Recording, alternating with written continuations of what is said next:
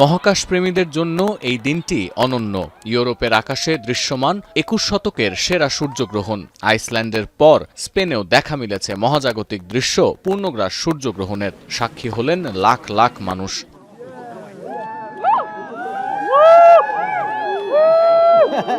সর্বোচ্চ স্থায়িত্ব ছিল আইসল্যান্ডের পশ্চিম উপকূলের কাছে প্রায় ২ মিনিট ১৮ সেকেন্ড। এছাড়াও স্পেনের বিলবাও, ভ্যালেন্সিয়া ও মায়োর্কার মতো শহরগুলোতে সূর্য ডোবার ঠিক কয়েক মিনিট আগে গ্রহণটি পূর্ণগ্রাসে রূপ নেয়। এছাড়াও উত্তর আমেরিকার উত্তর পূর্বাঞ্চল, উত্তর আফ্রিকা এবং সুমেরু শহরের বিশাল এলাকা থেকে দেখা গেছে আংশিক সূর্যগ্রহণ।